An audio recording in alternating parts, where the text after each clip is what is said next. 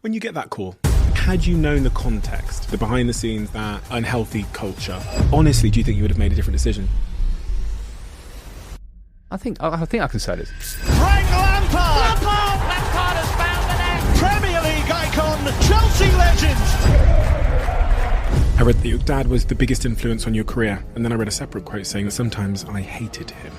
You know, my dad was a tough man, pushed me very hard on the football front, and it got probably a bit too much. The fear of failure was a huge driving force, but it made me what I was and gave me the career I got in the end. Chelsea fans will be listening to this because they want to get your opinion on what's just happened, because since you've left, we've not really heard from you. I came back here because this was an opportunity to come to Chelsea, a club close to my heart, but I could see in training the level wasn't enough. The size of the squad, with players that will test you and question you. Questioning you. And then Chelsea spends more money than anyone's ever spent in a window. It seemed like chaos. I could see that the players were ready for the season to finish. But low standards are a symptom of something further upstream that's happened. You know, we didn't get the results I wanted. And I know a lot of the reasons why. Like what? So, one moment occurred in your life that really tested you at a much deeper level. The passing of your mother. And while you were playing at the very, very highest level. I was a mummy's boy. I lost the closest person to me, you know, everything to me. The emotional support. I want to say something more, you know, and couldn't. What would you want to say? Frank is a legend. There's absolutely no denying that. But so much has happened in recent times in his life as a manager that unanswered questions remain. And I wanted to have a conversation with Frank, an honest, open conversation, to see if we could get to the bottom of some of those unanswered questions. What was happening behind the scenes? How did it actually feel for Frank? Is anyone to blame? What does Frank want to do next? And how and what caused Frank to be the man that he is? And that's maybe the most fascinating question of all. Because there's some things that Frank has just never talked about before. But he's made the decision to talk about them today. And if you have unanswered questions, I don't think you will at the end of this episode.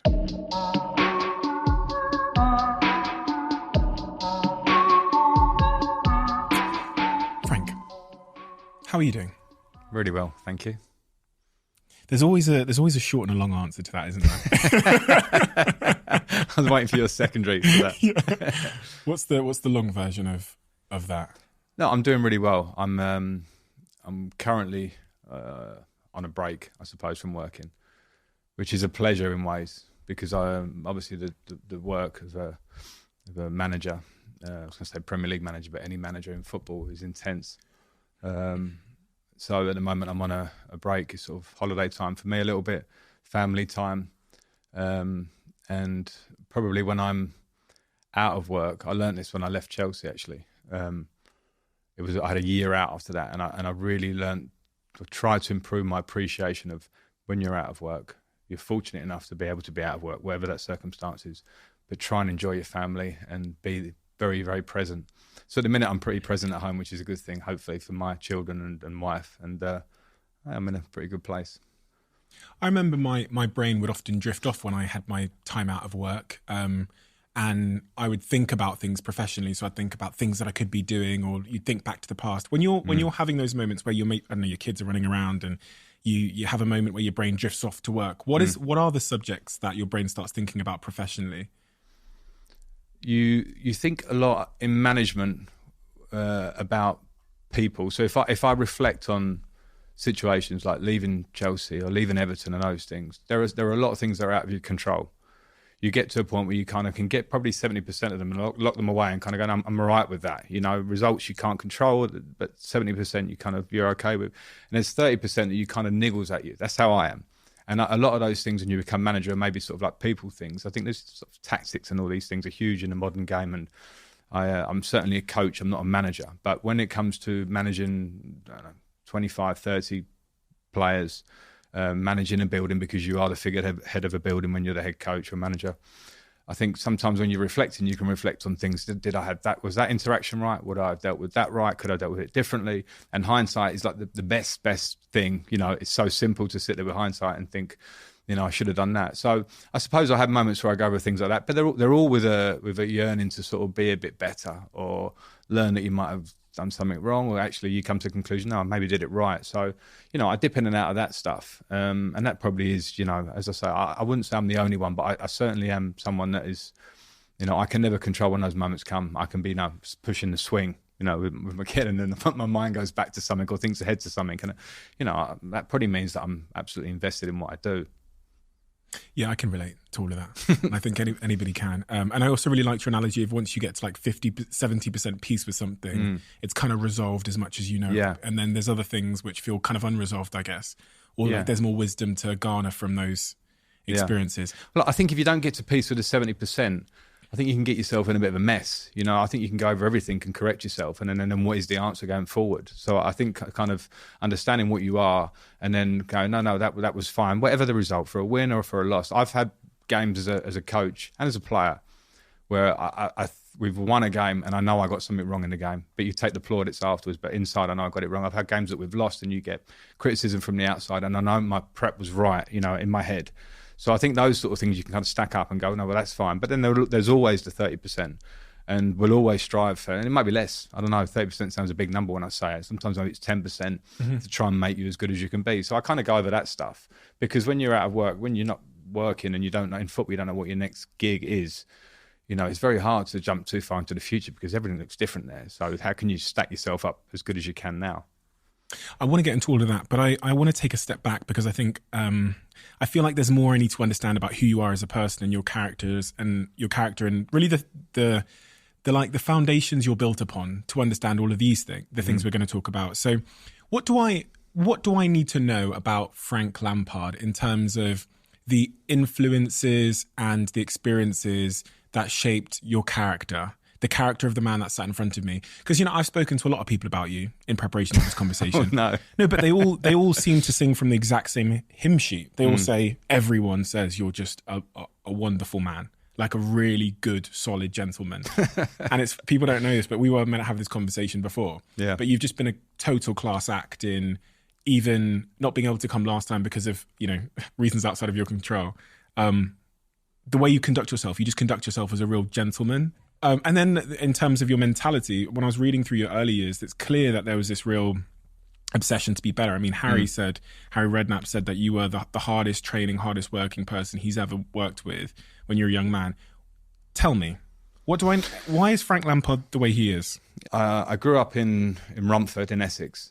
So I would call it probably a middle class upbringing in terms of my dad had been a professional footballer.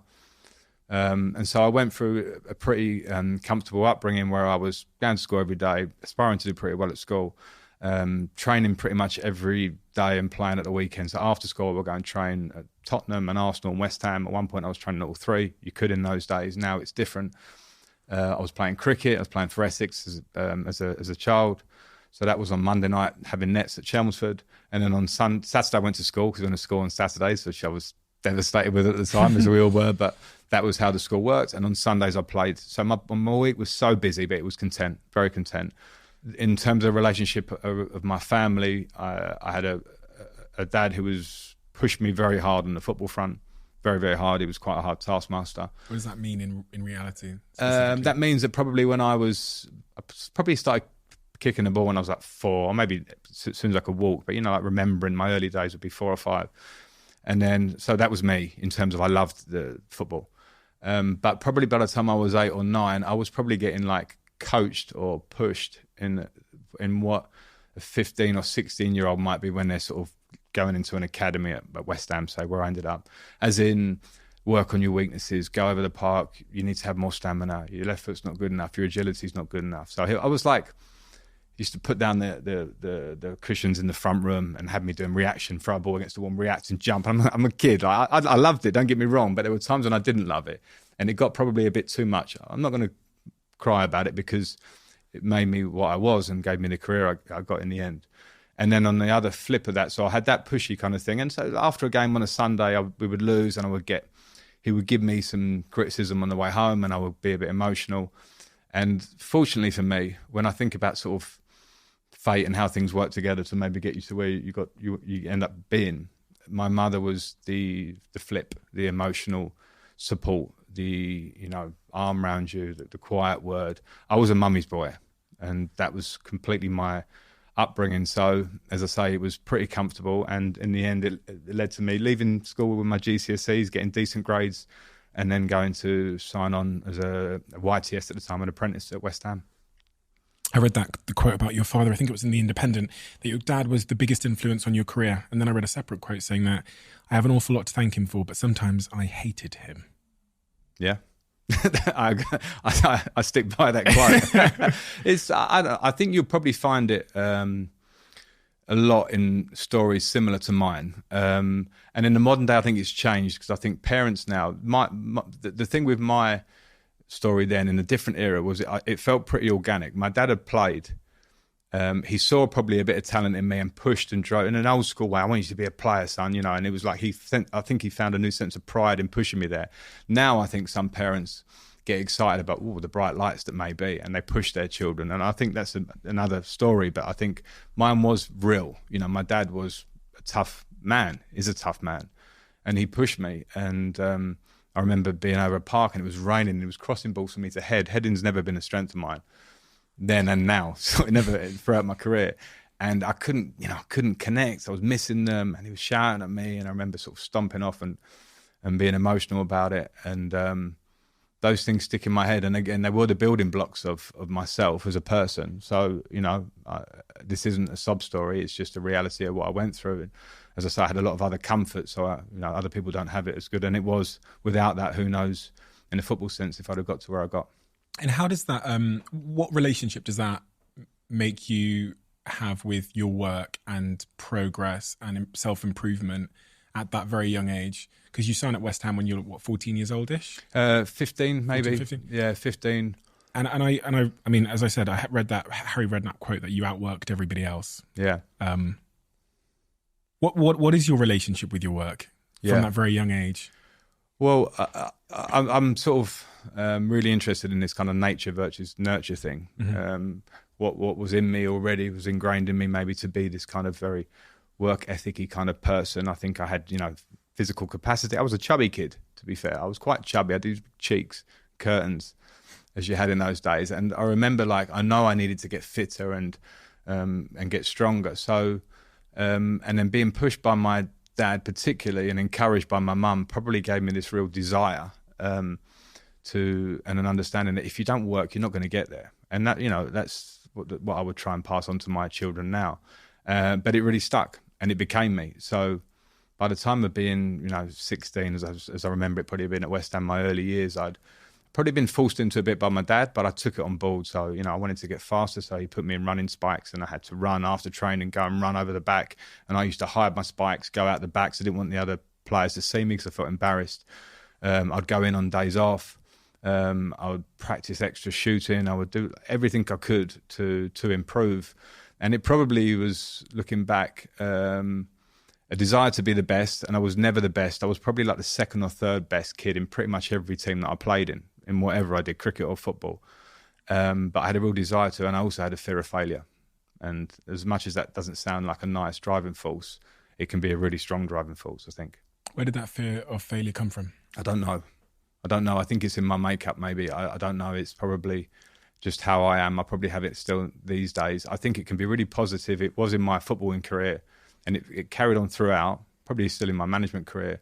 It can probably be the flip of that in my life, because if I fear of failing something, I won't approach it. And that's me. I don't want that. My wife will always, Christine jokes with me when we go on holiday and you want a paddleboard or something. I'm not going near that because I know I'm going to fall off a lot. And so she'll laugh at me. So I'm like, you paddleboard, I'll lay on the beach, or I'll lay on the lilo or something like that. I actually use the paddleboard as a lilo. That's like, that's the joke. But in a bigger sense in my life, that fear of failure is, and it can probably maybe make me not try things that I should do. But in terms of my footballing career, the fear of failure was a huge driving force. And I don't think it's a bad thing, because I think there's a certain humility to it. And my mum would certainly have been the driver of me as a young person to stay humble, son. Stay humble. Never get too high. Stay there and you'll be fine in your own head. So I think I had a real understanding of my weaknesses. And I thought, well, if I can work on these constantly, and then I started to see results, really step by step. Sometimes you go back, you go forward a few.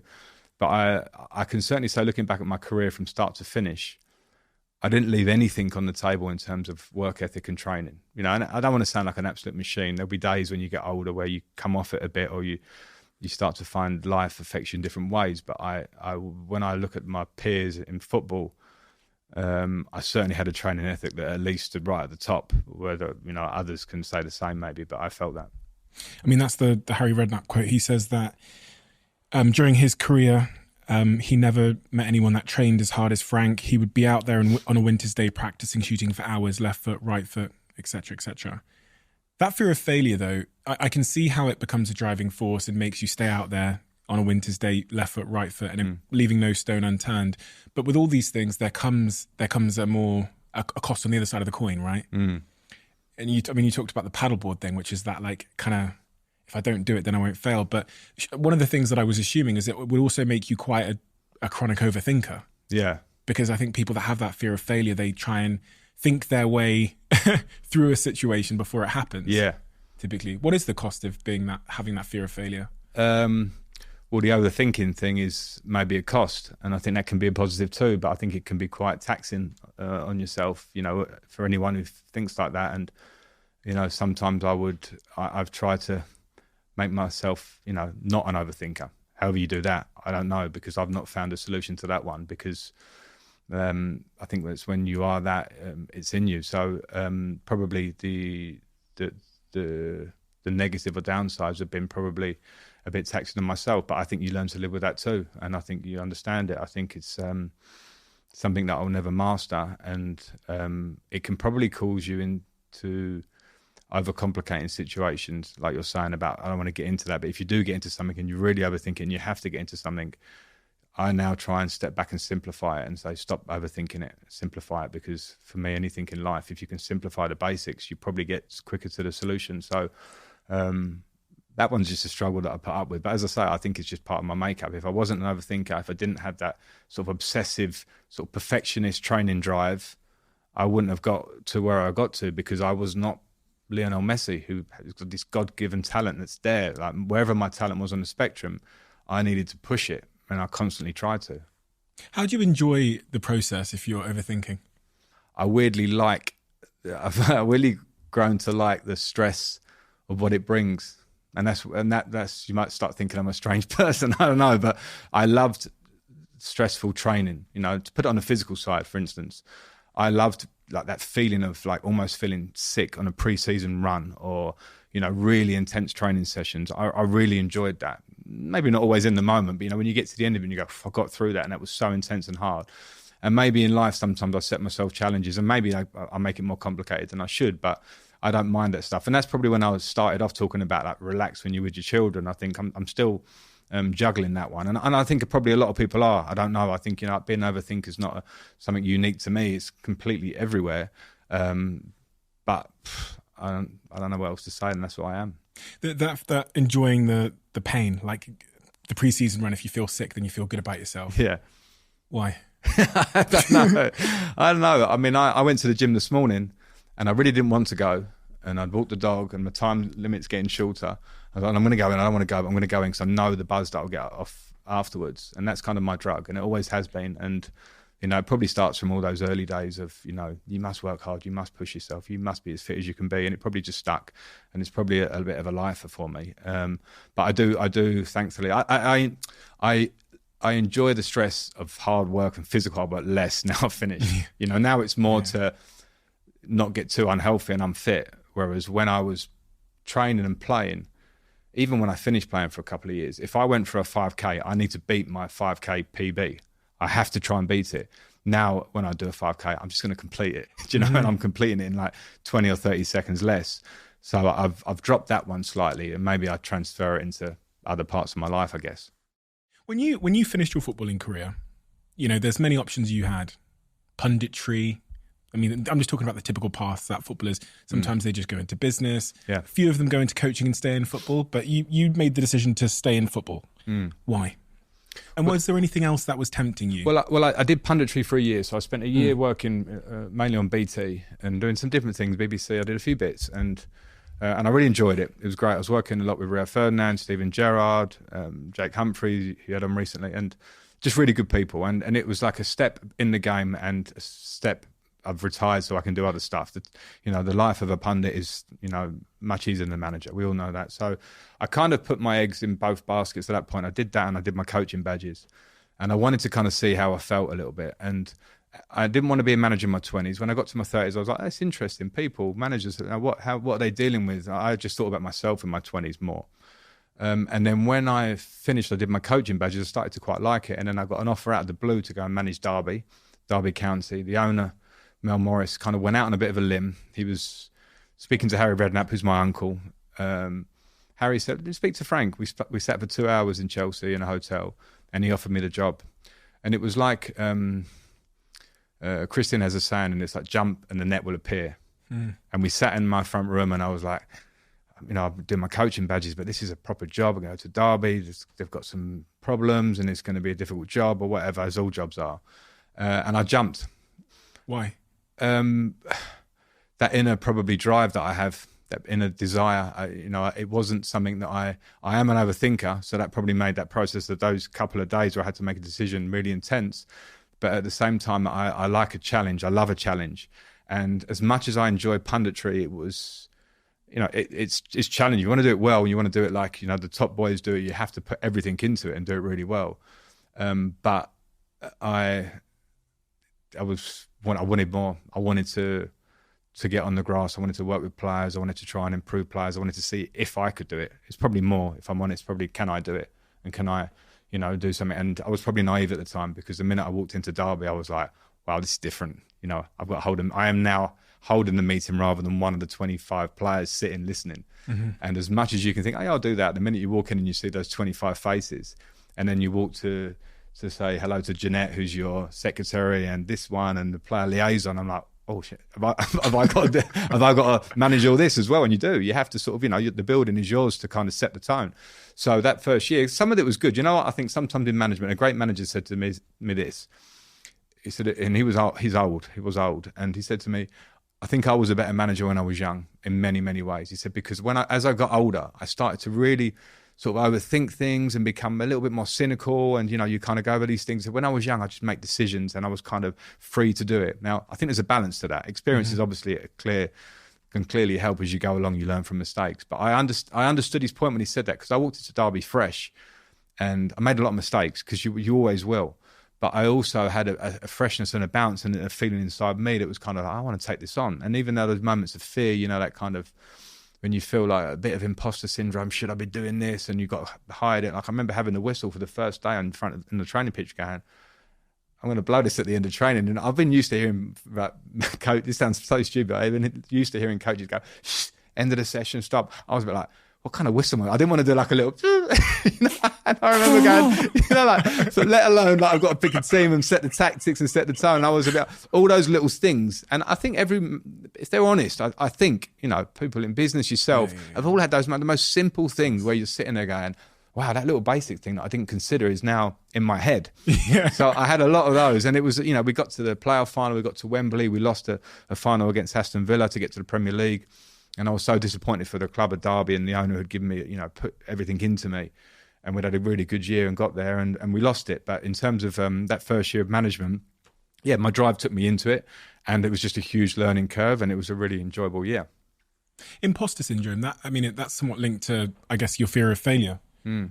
How does, we talk a lot about imposter syndrome on this podcast, because it's a double-sided thing. On one hand, you have that feeling of, which I can recall when I became a Jagan on Jagan's Den, and I'm sat next to Peter Jones and Deborah Meaden. Peter Jones has been there for 21 seasons since the beginning. Deborah Meaden's been there for 17, and I feel like I've just walked into the TV. Like your little whistle thing was me like, how do I say I'm out? On exactly, pitch, exactly, yeah. But being at peace with that, like how have you dealt with that in your career? Because you went from being a pundit to managing a club that was trying to get promotion to then Chelsea. These are huge leaps forward. Yeah.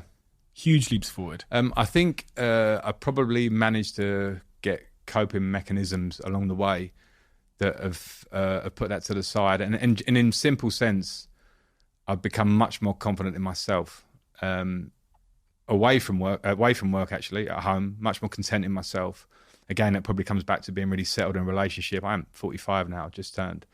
But in the workplace as well, that first year I remember feeling it a lot. And when I moved to Chelsea, like, it should be a huge move. It's a huge jump to the Champions League club. Even though I knew the club very well, it was a huge jump to deal with players of a different stature, etc. But I found that imposter syndrome thing much less. And I had coping mechanisms where I could kind of just go, okay, you're nervous taking this meeting because you're a bit out of your comfort zone. You've got to be critical of a player. So you're going to go in on someone. You're going to show a video of the game the other day. And it's like, that's not a comfortable thing to do always. And I just probably have found mechanisms to be able to go, right, you almost go into the character. And I don't want to sound like an actor too much, but you go, no, I'm just going to go into it.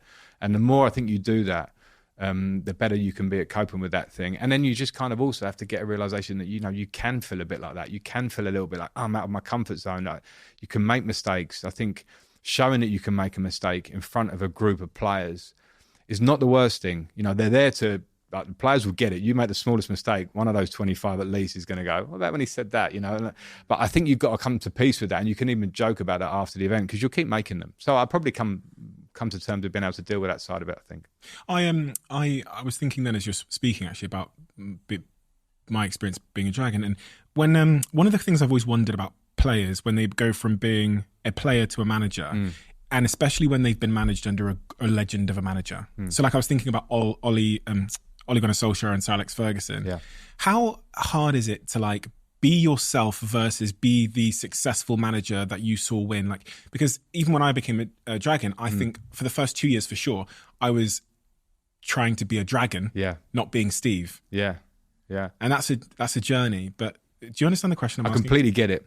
I get asked it a lot, and not in exactly the way you get asked, but I get asked it by football journalists who say, so what did you take out of all your managers you play and all this stuff? And just to jump to one would be Jose Mourinho. It's a good one to jump to because he had a huge effect on my career, as many did, but he came and probably elevated me in my playing career to a different level. And what I learned from Jose, and as I then went on to managers after that, was that the thing that impressed me about Jose, there was a real authentic nature to him. Like when he was self-confident, overconfident, kind of brash Jose, that's him. That was him. And, maybe he's playing up a bit now and again, but I saw him behind the scenes. And then when I've worked with other managers that maybe were probably striving to be something like that, and I think after Jose, there were a generation of managers that were a bit like, okay, I'm going to wear the scarf and I'm going to tie it and wear or act a bit kind of, say those things he used to say, or does say. And I didn't buy it as such. And even from outside, when you're watching managers, you have that impression. So I think probably you go, okay, can I take things from all these managers? For my journalist question, yeah, I did from some and not from others, blah, blah, blah. But when you come to it, you have to be yourself because you'll get found out.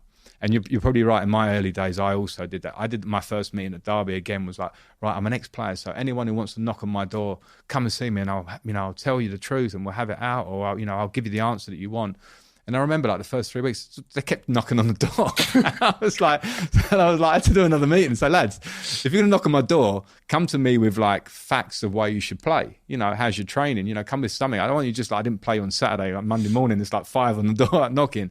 And, open policy in a door is good. But at the same time, it was like, those were like learning curves for me. Like I probably said that phrase because I thought I needed to say it. Right. Yeah. You know what I mean? Because as a player, it's a really cool thing as a player. I want the manager to be able to speak to me all the time. And when I said it, I was like saying what I thought I should say. And then, you learn a little lesson. My door hopefully is still open now. But at the same time, I was probably playing the part of a manager. And then you kind of go, no, what's real to me here? Do I have to say that? Is there another way of saying it or whatever? And that kind of brings me to a question, which is, wouldn't it therefore have been great for you to go and learn those lessons when the stakes weren't so high? Because even the stakes are super high at Derby because you're figuring out Frank the manager there. Yeah. And sometimes you don't want to be at the poker table playing with real money. Yeah. You've learned. But that's my life. I know what you're saying. And I think I think I can say this. I think as an English ex-player, Steven Gerrard, others that have played at a high level, played 100 times for our country, etc. I think the culture in this country is to sort of say, right, now you're a manager, go and earn your stripes there, because being a player of that level doesn't mean you're going to be a manager. So I think that could have been a route where you can kind of get a lot of play. Fair play, he went down to Division 2 and he's showing what he's doing and there's a process. the reality is that path wasn't for me. You know, when Mel Morris asked me to take the Derby job, it was a question. Yeah, challenge. Yes, please. I'll take the challenge. You know, when I had 1 year there and Chelsea came to me, it was a difficult time. I had a transfer ban. You know, Eden Hazard was leaving. It was a real transition. Young players, what's going to be there next year? I think probably some big managers had turned it down. I know that. So it was like, yeah, you know what? Challenge. I'll take it. So, you know, I don't want to try and recreate the past. I think, why didn't I do that? Because, you know, I've managed in 4 years of management. I've had some experience. And for all the, you know, you'll always get criticism. You know, you leave Chelsea, people will criticise you. You go to Everton, you stay up, you get relegated, people will criticise you. But at the same time, I am resilient enough to deal with all that stuff now. And that's been probably the beauty of having a long career in football. And so my thing is, I can manage Derby, I can go and manage Chelsea and do it to a good level as well, because I've had successes as well as when it hasn't gone so well. I mean, that's the modern day manager. So I think I probably crammed in a lot of work in 4 years and working at a high-end level with players that will test you and question you, because Champions League players question you. So it's just my path. I mean, that's it. So Champions League players questioning you. You don't ever assume that happens. I mean, I don't know a ton about what goes on in the room, but yeah, no, I think when I say that, I think in the modern day player particularly, I think in previous eras, it probably would have been more vocal and, you know, but now the modern day player have a good understanding of the game. A lot of them have been coached in academies very, very well to a high level. When they get to the top, they also, when you know, are setting out tactics, they will have questions for you. And you have to buy into that, because, you know, the reality is what you want is them to understand what you want, or sometimes they say something, you go, okay, we might change that, you know, or whatever it might be. And I think when you get to the top level in football, you have to understand that that's there. Now, they have to understand you're the boss, and you have to make that very clear. But at the same time, there will be lots of players that will challenge you. What do you mean by that, boss? Come to you. What about if that happens? You know, and you get a lot more of that. And I remember reading Pep Guardiola once said that even if you don't know the answer, pretend that you know the answer. I was going to say that. Yeah. And, you know, so there is a version of that, because, you know, when you're getting things thrown at you, sometimes it's like, you know, football is an active game. And I think sometimes in the modern day, we look at, you know, on Monday Night Football, you see after the event, you know, they should have done this, or people are imagining what, you know, Pep Guardiola or Jurgen Klopp or fantastic coaches are doing, and it must be this amazing, complicated thing. For sure, they're amazing coaches, but it's an active game. So if you can give a good message, then the rest is down to the players at the same time. So you just have to prep them as well as you can, but they will challenge you. That got me thinking about when I sat with Jamie Carragher, and he was telling me about all the managers he had had above him when he was playing at Liverpool, and then hearing from all the United players, Nani and Ever and Gary and Rio, about what Sir Alex was like, and then reading through all of the managers that you've worked under. I mean, there's so many of them, from Jose to Ancelotti. So many of them. I mean, there was one period where, I mean, the managers were being sacked every 6 months, it feels like, at Chelsea. Yeah. And the thing I garnered from all of them is that there is actually not a successful blueprint to being a successful manager. There's not like a blueprint. There's not a way to be a successful manager. No. Some of them are tacticians, some of them are man managers. Yeah. Is that accurate? It's very accurate. I agree with that. And Chelsea is a bit of a unique example, because in my time there, they changed manager a lot, as you say. And I don't think that's the most productive way to run a business in an ideal way in terms of football, because in an ideal way, you kind of go, we trust in this manager, let's work with it, here's the idea, we're going to go with it. And of course, it's the prerogative of the owners to change that. What we did have at the time was a fantastic unit within the dressing room of high talent, high personality that led the dressing room. So we had a great team and a great squad. And when I say that, we had a spine of players of John Terry, myself, Peter Cech, Didier Drogba, Ashley Cole. I could go on. And there were personalities that sometimes would clash, but we knew our place. We knew we could rely on him. I knew that I would run for him and he'd run for me. And we also had high talent of a player that Didier Drogba would score in every final pretty much. So I think we kind of like bridged that gap of changing managers. And so I think when you come back to the question of, you know, great managers, I think sometimes it's a case of compromising with what you're working with. You have to get the people skills right. And that's the first thing I learned as a manager. The difference from playing is that you have to deal with people. You've got to try and inspire every player within that group and inspire the collective. So every player will have a different motivation. It might be money for one. It might be, I want to be the best striker in the world. It might be, I want to be in front of him because I don't like him. Whatever that is, you try and tap into. And I think the greatest of managers, my opinion, and I played under, as you say, a lot, and I'm trying to be one, is that they give you something that you believe in, that you can strive for, and you all buy into. And sometimes it's a messy process. You know, you watch Man City lift that treble just now, and you lifted the Champions League. There will be so many things that we don't know behind the scenes. This player's unhappy. Pep had to do this. All these things that come together and give you that amazing moment. And I had that as Chelsea as a player. And so for you to say, go on, tell me what a great manager is, and me to go, here's an answer for you in 1 minute, it's like impossible to say. Man management, that's what all the United players said about Sir Alex. It's the only thing that they all completely agree on. They would say he was the best man manager and an inconsistent leader, which is an interesting concept. And what I mean by inconsistent leader is he would treat Gary in a different way to Nani, to Evra. And they all told me these stories, and Rio as well told me about when Sir Alex brought that bottle of whiskey to his ill grandfather's bedside. And Rio doesn't know how he knew the favourite brand of whiskey and how he knew his granddad was ill. Gary told me he used to tap him on the shoulder and say, think about your grandfather's shrapnel, which is still in his shoulder when you go out there today. That kind of bespoke, tailored approach to leadership, which seems to be Sir Alex Ferguson's highest accolade. Sure. And I think that runs into the modern day. Like, we get very caught up in tactics, and rightly so. The game's moved on from those days tactically, but those people, and you'll know yourself, you know, inspiring people, and as you say, to be bespoke and kind of individualize it and look within the group and have moments. Because, you know, if you ask me about my career, you go like, Frank, what do you remember out of those 20 years? Like, do you remember the meeting where Jose, you know, played you a bit higher up? I wouldn't. You say, do you remember the time that Jose said those words to you that inspired you? And it could be like one sentence. I go, yeah, I remember that. Do you know what I mean? Like, things that stick with me that I remember that made me go, I'm gonna run for this man. He's gonna make me better. You know, and I had that. And I think so. What you just said there about Sir Alex Ferguson, I think the great managers have. You look at, and they have it in different styles. Pep Guardiola, Jurgen Klopp, everyone will have a different style of that, and that's a huge part to their success, I think. What do you like as a manager? If you had to do like a self-assessment, I think you got to ask somebody else that. I don't know. I try and be close to the players, as I say, my open door thing.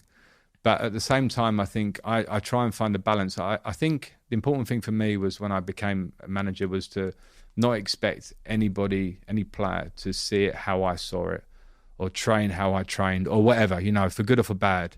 And you have to, that's, I think, a bit of a skill which, you know, Sir Alex probably had perfectly. So I try and be as close to the players. I try and learn all the time.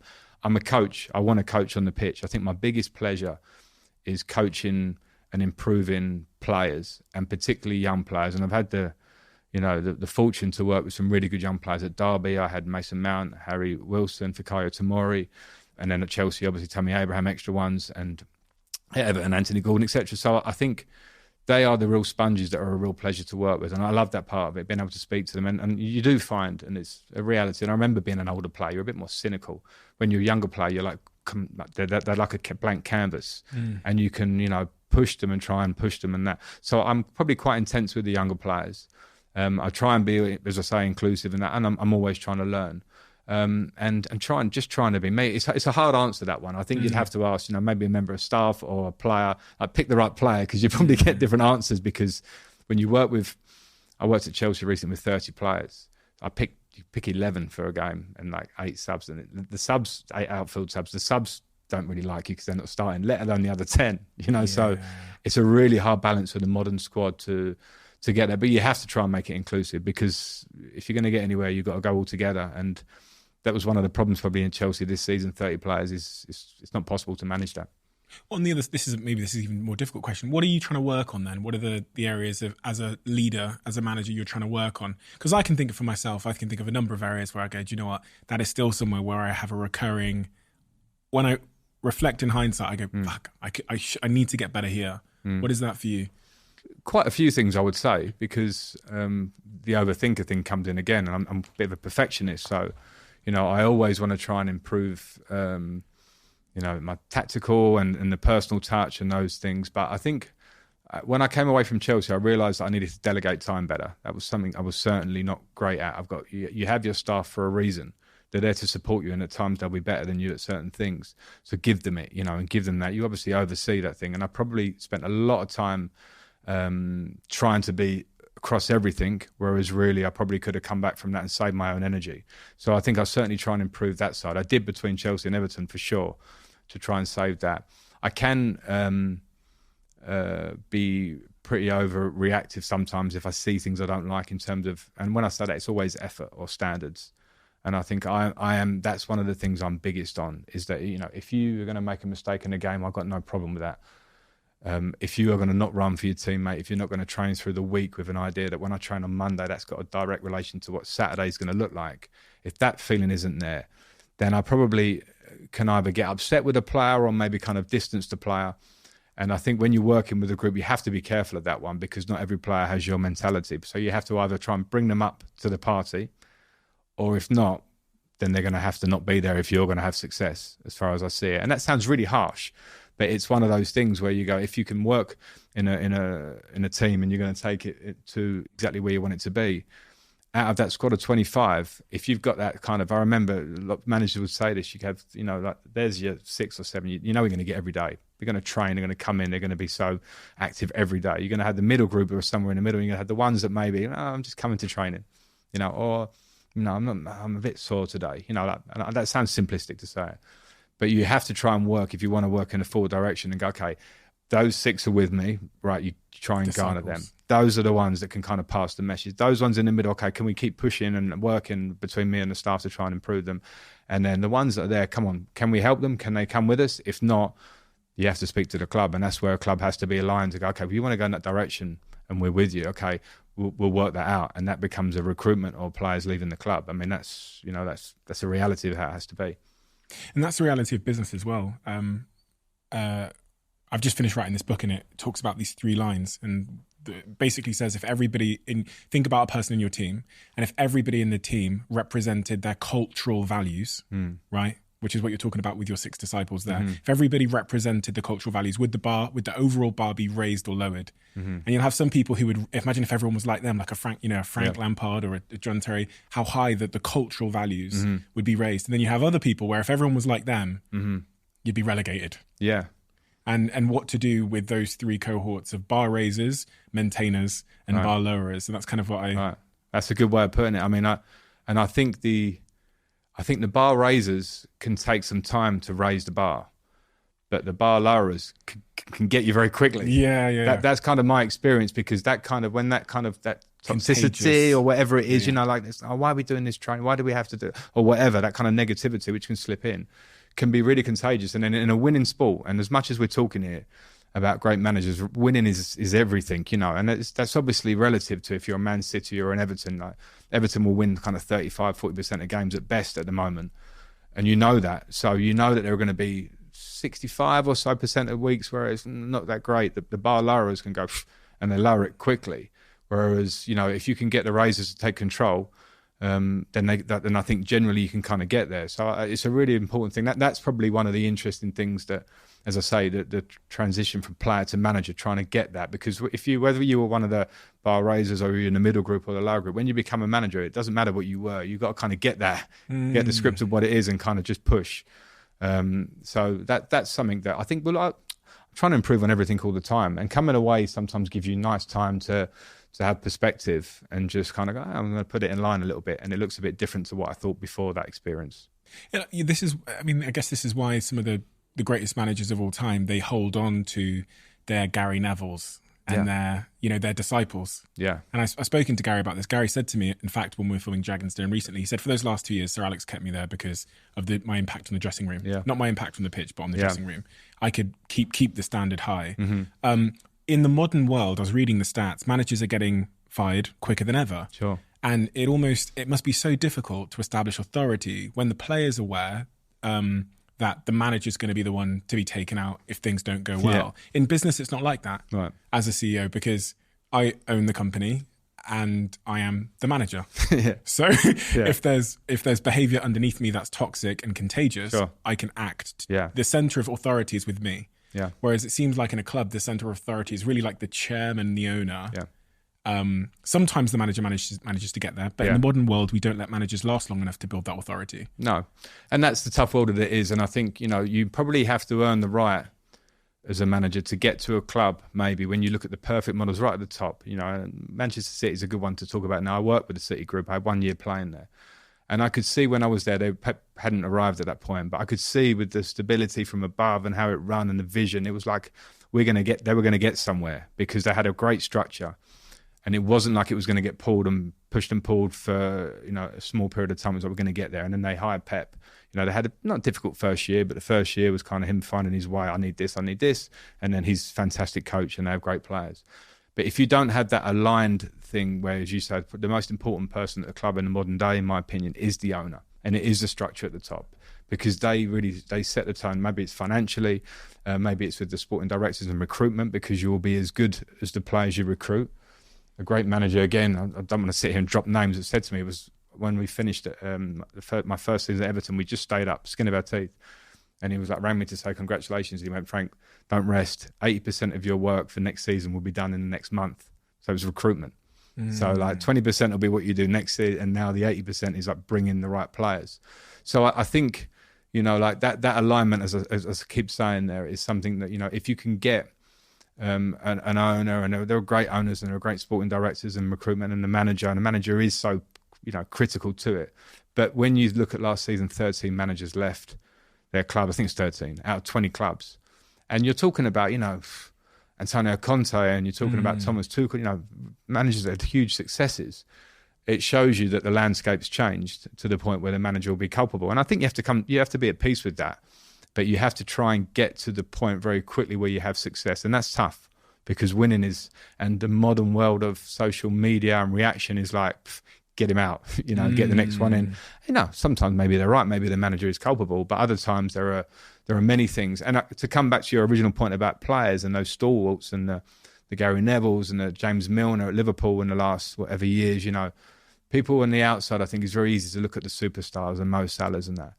I can guarantee you, and I know this firsthand from speaking to people like James Milner and Jordan Henderson have absolutely set the tone of that club for the last whatever years during great success.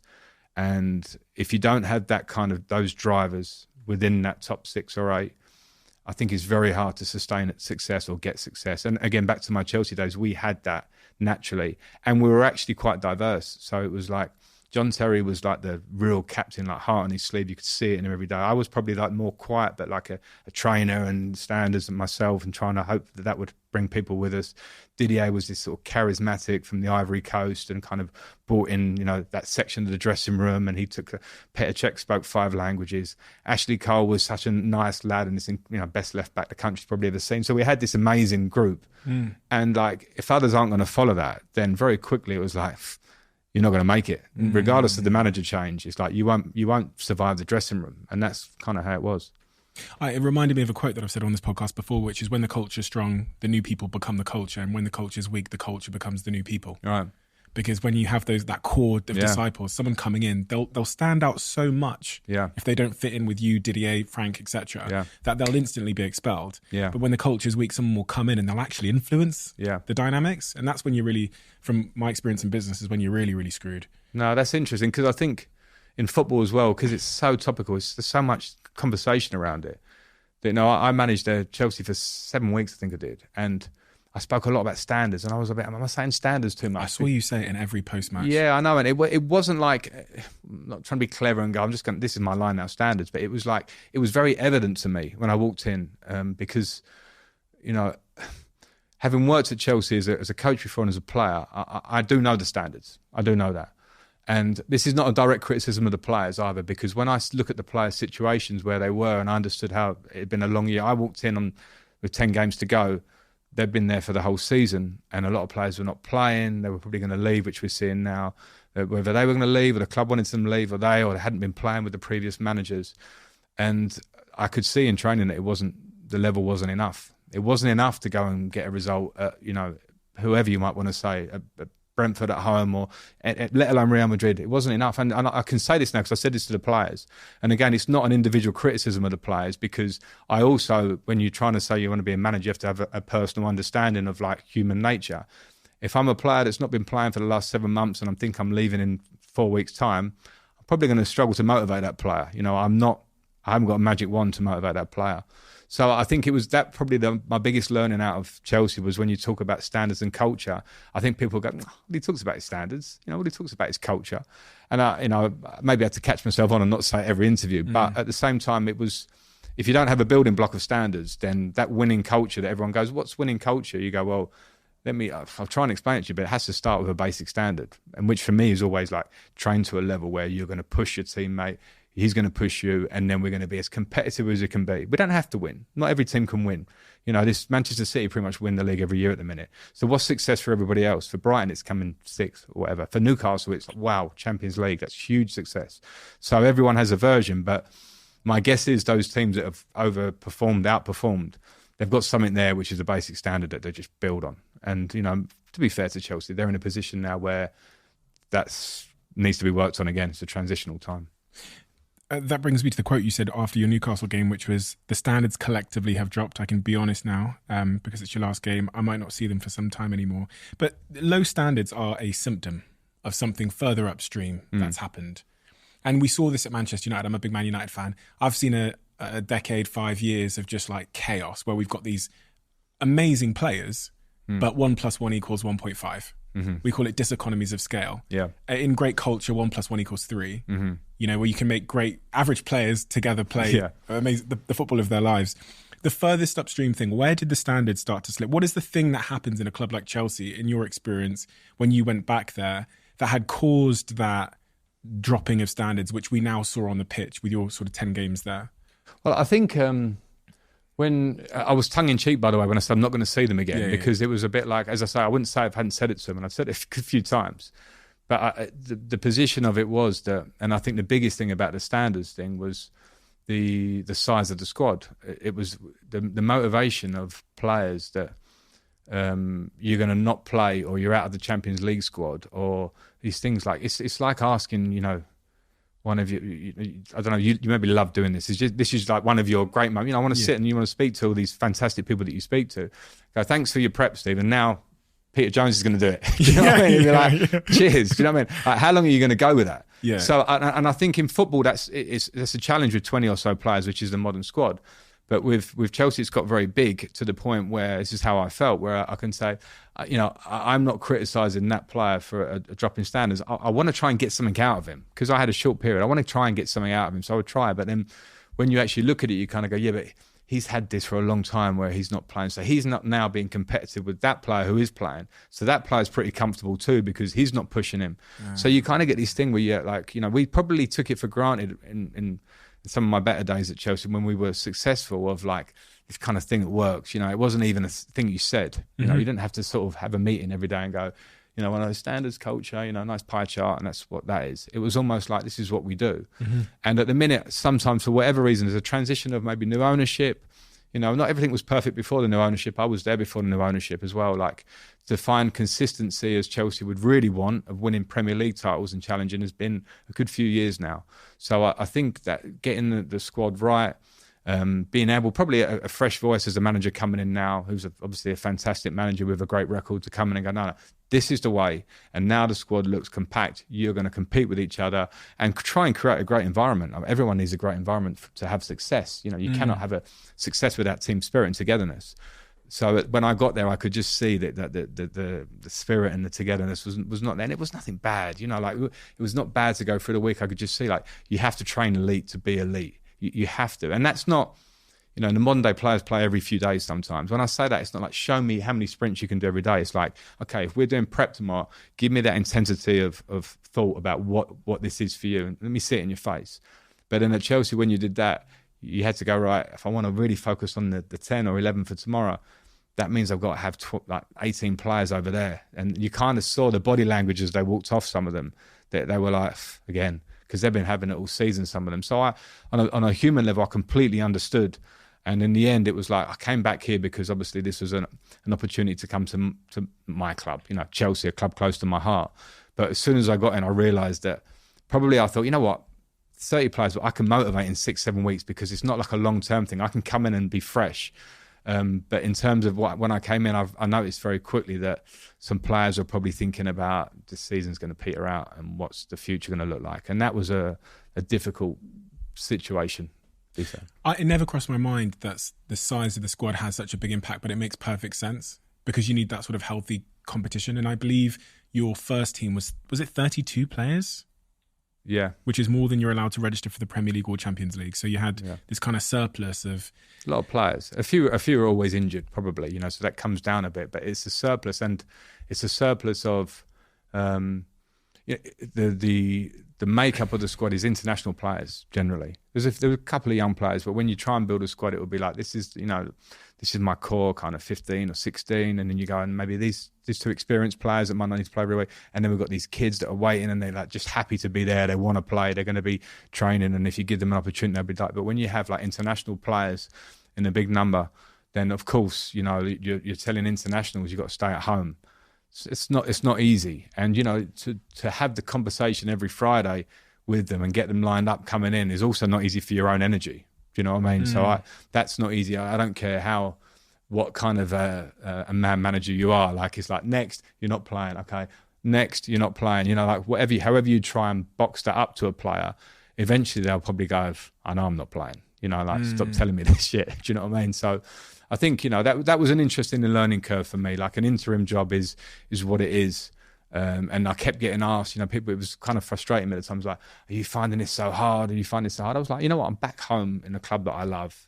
A fantastic training ground. I'm doing everything I can in this job to try and improve it. But I knew behind the scenes there were a lot of things that, myself and my staff, we want to improve. We want to coach. We want to sort of, when you lack those basics, and as I say, I think there's an understanding in the club that it has to change now. I think it has to change.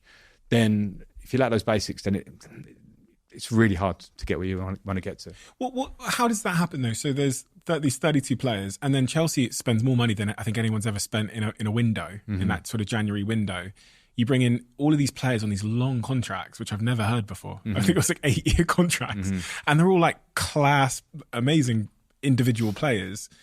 Is that because the new owner doesn't understand those dynamics of football? Because that's what it seemed like for me. I thought either this is a genius or an idiot. Yeah. I don't want to criticize anyone like on a personal level, but as a fan looking, and I go, signing these players on 8-year contracts, they're great players, spending all this money. The impact on culture when you just throw stars in at such quantity. Yeah. It looked like inexperience and naivety. I think that's understood now in terms of what it's meant with those 30 players. And I think you've seen that now in that already. I think 6, 7, 8 players have left. So I think, but the intentions are certainly good. I know that because the owners gave me an opportunity to go in there, and I had a good relationship with them. Their intentions to do a good job at Chelsea are amazing. They want to take the club and be the best. They have great intentions. So now I think those younger players, now with a new voice, a new manager, the squad coming tighter, I think they'll have a greater chance to show what they've got anyway. And they're talented players. And, I remember being in Chelsea when Eden Hazard arrived. At pre-season, it was like, is this kid... He was a bit lazy looking, and he was a bit kind of strolling around. Is this kid definitely... And then that first season, it was like, oh no, he's really good. And then on the second and third season, like, no, this kid's one of the best players the Premier League's seen, or whatever. Thierry Henry, Didier Drogba, like, you can go through all these players who are like absolute legends. Now, if you're asking, those 5, 6, 7 players to come in and hit the ground running in a difficult moment for the club, it's understandable. So I think as a Chelsea fan, you look at it and kind of go, right, okay, that is positive. There's talent there. Okay, it needs to be worked with. Now I'm sure that you can see the squad's getting trimmed, and as I can say, hand on heart, the intentions of the owners is absolutely, they've spent that money because they want to do well. Now, if they're going to address the situation a bit, that's their strategy going forward. But I do think you'll see players like Enzo Fernandez, Mudryk, and these players, Madueke, young players. They're going to develop, and they're going to be big players for the club. You have to get the structure right and the strategy right going forward. My thing is that adding 6 or 7 of these players all at once, pretty much halfway through the season, in a squad that's already struggling to figure out who it is under Graham Potter, it begs the question, like, who's doing the recruitment here? Because at other clubs, it's a much more it seems like a much more strategic and intentional and football-driven approach to recruitment. Whereas from what I saw at Chelsea, and I have actually spoken to some people at Chelsea who are involved in recruitment, it seemed like chaos. Yeah, I mean, I wasn't there for that period. Right. So that was I got there in April, and so January was the last window, and obviously they spent last summer. But I think the change of ownership And then obviously some people moved on who were in the hierarchy of the club, and so there was changes. So there was a big change of structure. So I think you have to give some time and some leeway for the process. And there certainly now are sporting directors, recruitment people in there, having worked with them, who are very talented, very hungry, good to go. And I think now it will be up to them to take the club forward. They haven't signed bad players. I think this maybe the strategy of bringing them all in at that time, looks a bit excitable at the minute, as in terms of there's a lot of players for success. But I think probably there's a long game, and I think there's a plan. And I think probably most huge clubs like Chelsea have had a version of what this period is. Manchester United, you mentioned there, Arsenal for quite a long time, Liverpool for periods, So I think we have to give definitely. I think to overjudge now, when I think they have signed some good players, would be to be overcritical. I think at the moment, I think the proof will be now how these players develop once now it feels a bit more settled going forward. I think that's all true. I think what's the optimal way for player recruitment to happen in your opinion? Because you often hear about these stories of where an owner will take charge of a club and then they'll just decide who they want, which is probably what I'd be like if I was an owner. I think I would, I'd like Football Manager. I think I just buy who I want to buy, who I think looks good. Manchester United suffered with that. It felt like our decisions were commercial decisions as opposed to footballing decisions. Then when Erik ten Hag's come in, it feels a bit more like it's football decisions. What, in your opinion? And then I did speak to some people at Chelsea, because I was invited to sit with Richard Arnold and a couple of the Manchester United executives, and when we played Chelsea at Old Trafford, I was in the director's box. Okay, so I sat with the new sporting director at Chelsea. Yeah, and he said there's now 2 sporting directors, I believe. Yeah. So it's interesting to talk to them. But what is about the optimal way for recruitment to happen in your opinion? Well, I think you have to understand what you want the philosophy and the identity of the club to be. So, for instance, I think Manchester City are quite firm in the idea when the Pep Guardiola's come in, and the sporting directors have worked at Barcelona previously with him, that this is how we want to play. This is a manager that's going to deliver that style. So here's how we recruit for that style. Chelsea's always been a bit different for me. The beautiful game, the tick-attack, as you call it, Man City, has not been Chelsea style. It's been more of a winning machine in a different kind of way. In my day, it was more of a powerful team that was probably, we were good on the eye, but we were not that kind of, pass. We were like powerful and effective. So I think you have to understand what you want to be. And once you get to that point, the first thing is to recruit a coach that, works within that. And, that's the kind of coach you want, because this is what you want to be. Those conversations are an interview process. And then once you get to that point, I think the recruitment has to be joined up, depending on how active the owner wants to be. And I respect and appreciate active owners. It's their clubs, their prerogative. And then the sporting directors and the manager, and then obviously recruitment, which brings all the data analysis into the picture, and it has to be joined up, and you have to be all very confident by the time you want to bring in a player that you're going, this is the player we want to bring in. There are always 1 or 2 or 3 options, because you may not get target number 1. But I think you have to be able to recruit for the style that you want to be. So the coach really has to have a big buy-in to that as well. But you, as a coach in the modern day, you understand the process. I appreciate being aligned and having other people, not just responsible for who you're bringing in, but also like giving me something that I don't know. I'm not there siphoning through the data. They have to show you that data, and here's the reasons why, the videos, people that have watched them, and also the personality of the player. Because not to say you're going to sign, 10 James Milners because their character's amazing and their professionalism, but you need to know that they're going to come in and the dressing room they're going to be good for the dressing room, and they're going to help in terms of how you drive forward in terms of their personality. One of the key questions I want to answer, and I wanted to ask you today, is like, what would have had to happen to avoid the situation where you had that unhealthy culture at Chelsea behind the scenes, and when you came back in as the interim? What could you have done to avoid that happening? Say you were in the, if you could, in hindsight, have a wand and correct things that were done. I get the first point, which was about smaller squad size. What else? What else avoids that? Me, scenario? from my first day in there. You're a genie, and you can, knowing what you know about what you inherited there. What would have had to be done previously to avoid you inheriting that? A smaller squad is the first thing that I got. Yeah, smaller squad. I mean, some things are just a bit, like there are phases, and I think Chelsea, they won the Champions League. I left. They won the Champions League like 3 or 4 months after I left. And at that point, you kind of go, okay, where's the next move? And you kind of go, how was recruitment then? What things worked then? And maybe some players left during that period. Maybe in terms of recruitment, you wanted to bring in maybe some people would be like the future in terms of when I was at Chelsea before, I wanted to bring in Declan Rice. I was like, this kid's going to be the captain of Chelsea for the next 10 years. It didn't happen, but anyway. But I think in terms of those things, it's hard for me to sit here and kind of dissect other people's work in that period in between. Like I would have maybe had an idea. It wasn't my idea because I'd already left the club. So maybe like when I came in, it's really hard for me to kind of dissect all those moves. I came into what I came into. So, I think it'd probably be a little bit casual for me to kind of go, they should have done this. It's a hindsighty one that's... Yeah, it's kind of me wondering, just because I've been a Man United fan and I've seen that happen, and I saw obviously Sir Alex Ferguson leave, and then we just had these 10 years of what I describe as like confused chaos. And I'm trying to figure out almost like how in a Sir Alex Ferguson situation, how we could have avoided that if at all possible. Yeah. I mean, it's such a big figure.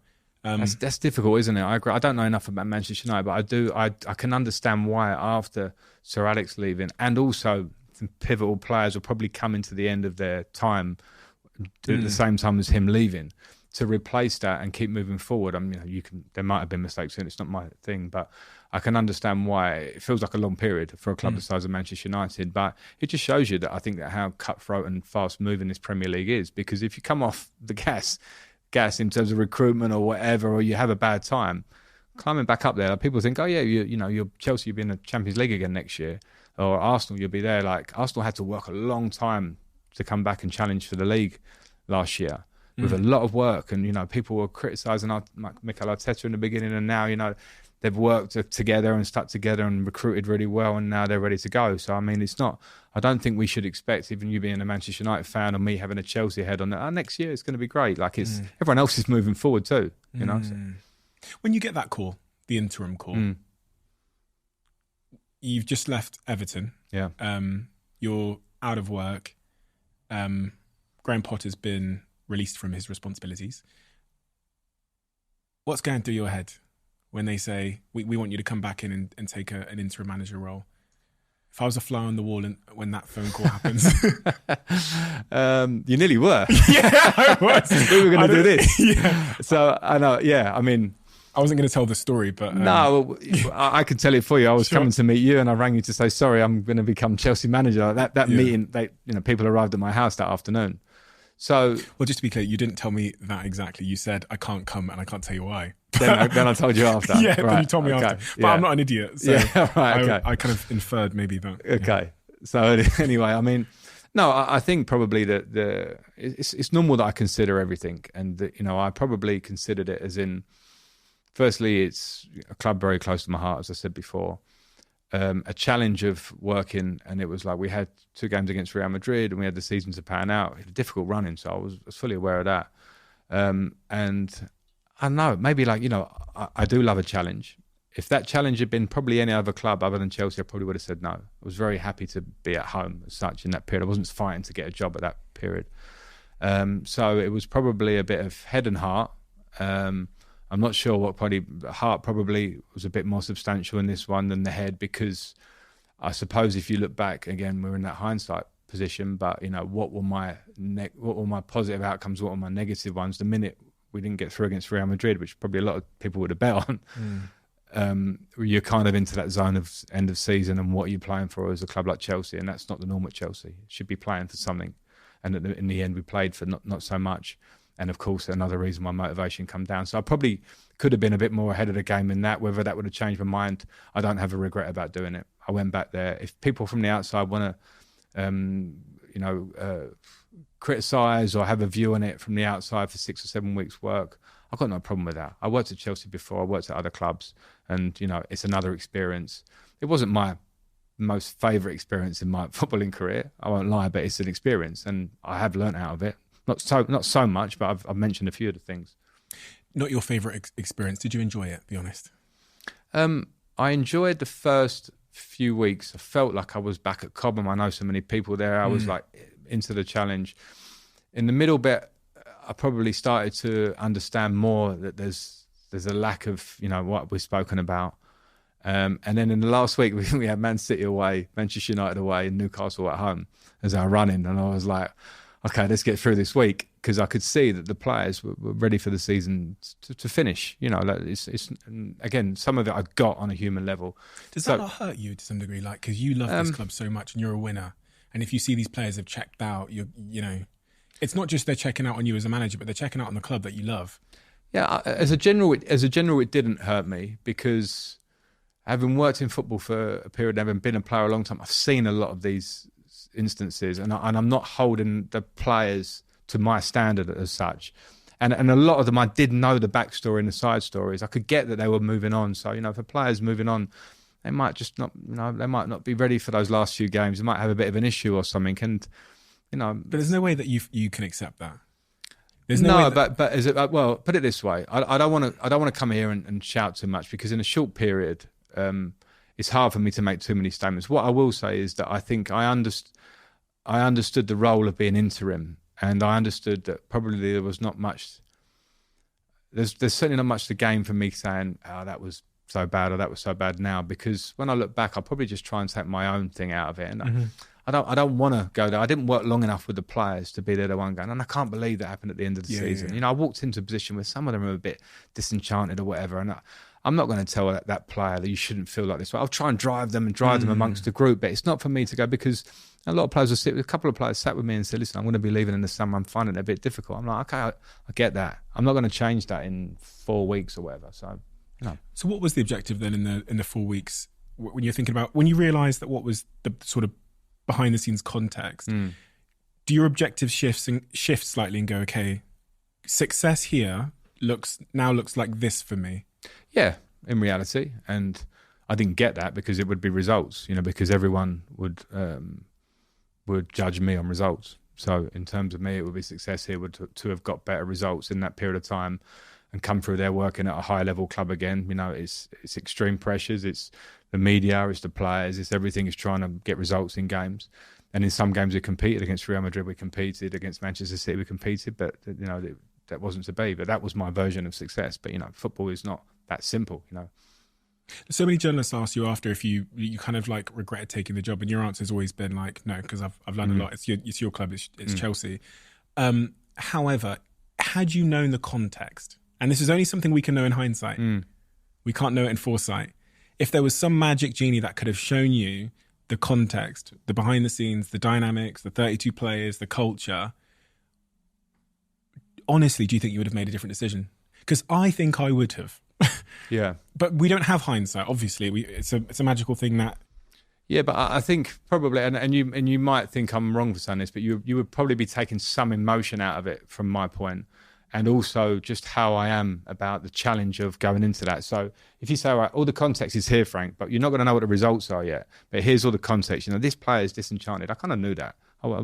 This is how it's working. I would be like, okay, this is what I've got to work with. Can I get results?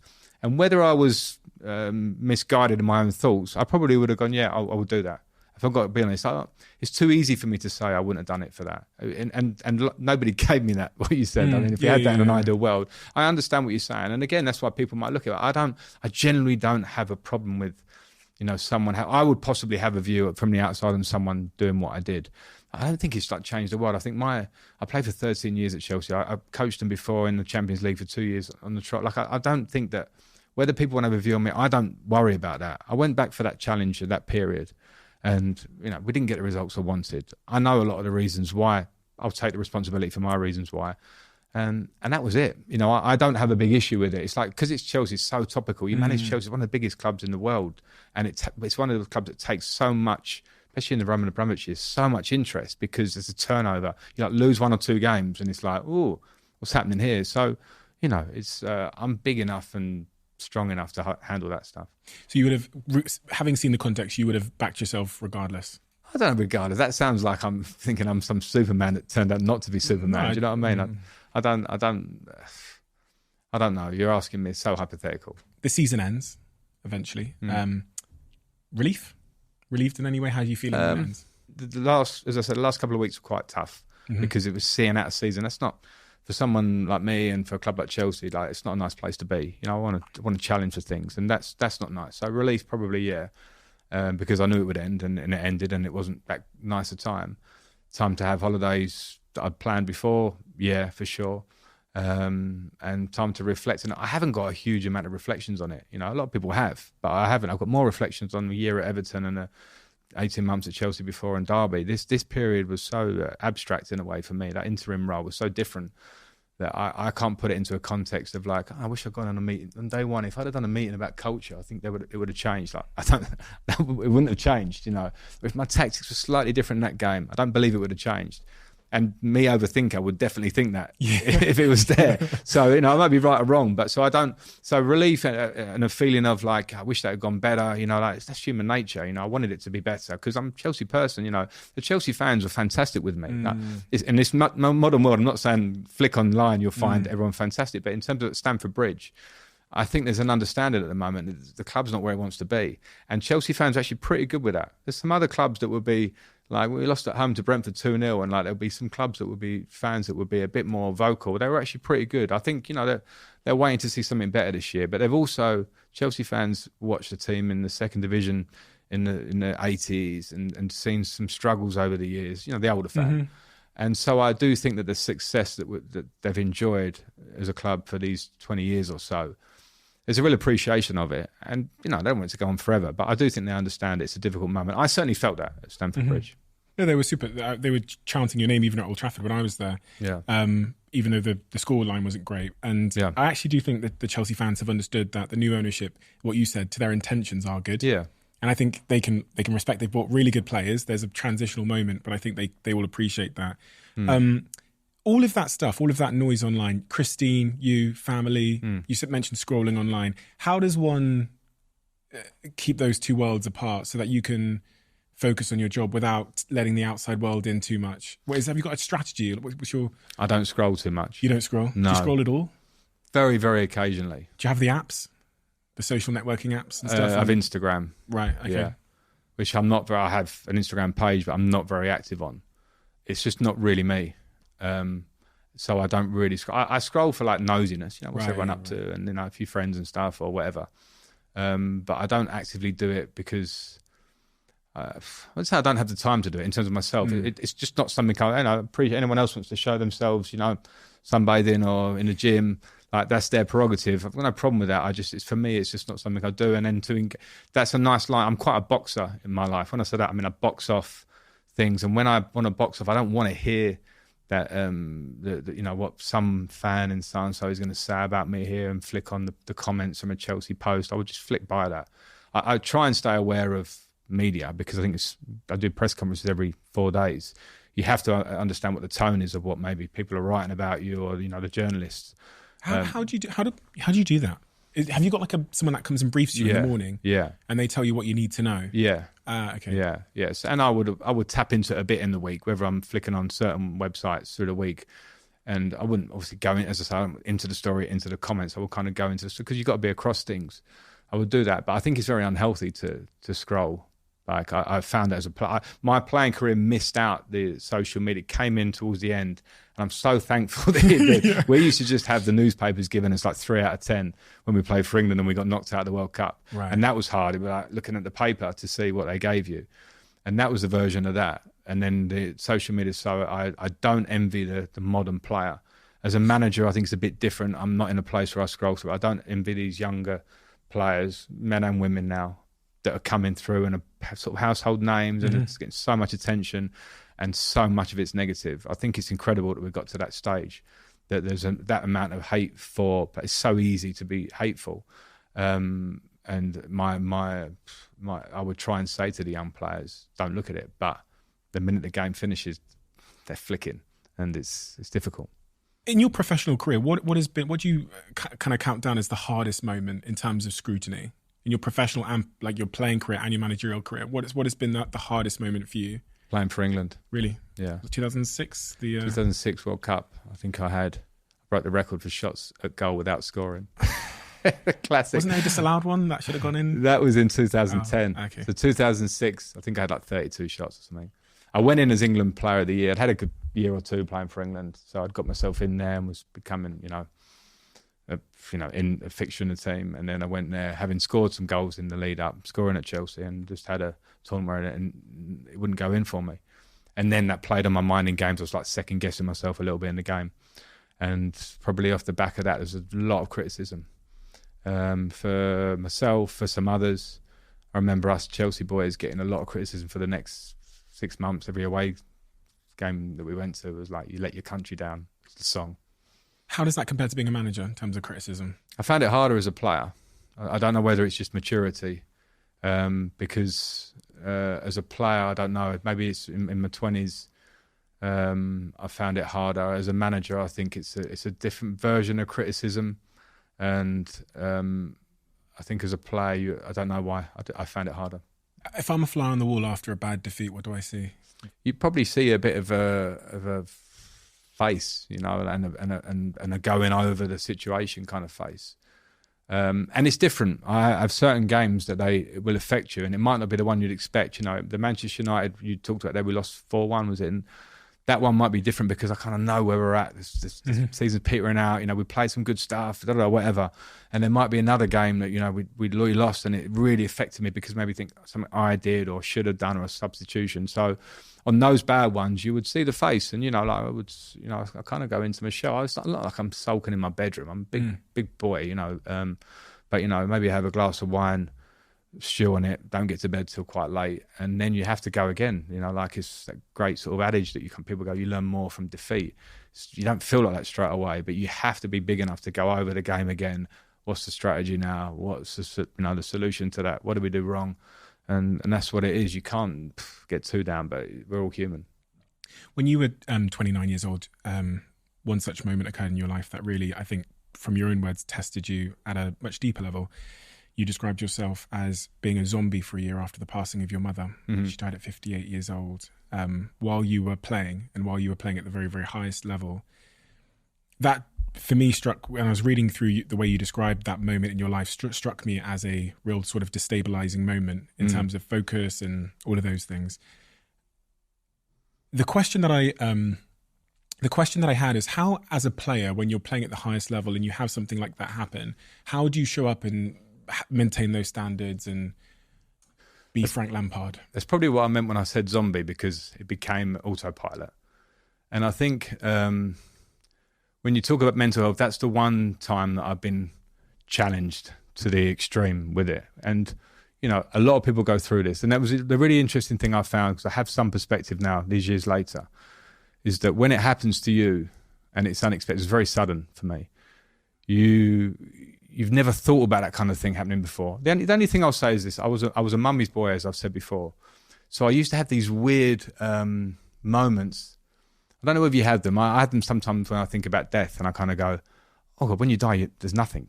And I have those moments, and it hits me in the stomach for about like 4 seconds. I'm driving along, and I'm like, "There's nothing." There's absolutely nothing. And then you go, "Oh, don't worry, you got to go to work," and life carries on. And I used to have that with my mum. I don't know, it was probably reliance I had on her. I was so like mummy's boy, growing up. That I remember as I got a little bit older, like to my teens, and I was like, imagine mum wasn't there for a moment. There was a panic for like 10 seconds. I remember them. And then because I was 29, as you say, and it was very sudden. I was in a hotel that we used to stay at pre-game. We were playing Wigan in the evening at home. I got a call from my sister telling me that she'd fell ill. And then so I kind of went, okay, she's going to hospital. Okay, that's a bit dangerous. So I went to sleep. I didn't sleep. Supposedly would sleep. I was kind of laying there a bit like tossing and couldn't get off. I'm angsty. I got another call. And then as we get on the bus to go to Stamford Bridge, which is like a mile, I get the call that no, she's getting much worse. So I'm like, right, I'm in Frank, I'm a sportsman, go and do your job mode. And then I just kind of broke a bit on the coach. I felt myself go grey. And someone said to me, you went grey. But I felt myself go like, oof. Anyway, got to the stadium, said to the manager, this is what's happening. And he was like, go. So I was like, in my tracksuit, drove over to East London, mum's in hospital. So when I get there, mum's now on the verge of going into intensive care. So she's got the stuff on and stuff. And I walk in, I'm in my tracksuit. And my mum had the oxygen mask on. And she hadn't been speaking, so she's taken really ill in a day. And she lifted a mask and said to me, what are you doing here? So I'm in my Chelsea tracksuit. And I didn't know what to say, because I didn't want to go, I'm here because this is a really bad situation. I went, I'm just here to see you, mum, and then sort of put the mask back on, and then she was really, and then they kind of wheeled her in. She held my hand, which I'll never forget. And then she went in and was put into intensive care. So that was a 1 week process of my mum in intensive care. So she started to get better. And then a few of the family were kind of getting, not excited about it, but it was like, that's progress. You know, mum's out. She'd been on every machine possible. And I'm still having to think about going into work. I can't remember if I trained in that period. I can't remember that week. It's like a blur. I just remember being at home a lot, you know, really, you know, in a bad way. And then we had Champions League games coming up against Liverpool. I played one away. I came back. Mum was getting a bit better. And then we got the phone call that she'd passed away. She'd had a brain hemorrhage. So just as she was getting better, everyone was excited. She passed away there and then. So it was like the biggest devastation. I can't explain. And as I say, years later, I realised that this happens to so many other people. And when you're a young man who hadn't really lost anyone, you don't have that real feeling of what that is. And I lost a person that was the closest person to me, you know, everything to me. And I'll never forget the feeling in my stomach. If I talk about it, I get it instantly again. I lost, you know, what was my best friend, the person that had given me all that kind of emotional stuff I'd spoken about, the warmth and the sudden feeling that someone's not going to be with you. Like, it doesn't compare to anything when you're that close. So, you know, in terms of work after that, probably some of it, if I look back, I'll probably go, maybe I should have just come out of it. Like, life is bigger than that. But it was like probably a tiny coping mechanism for me. We played a game against Liverpool, the second leg, and I scored a penalty.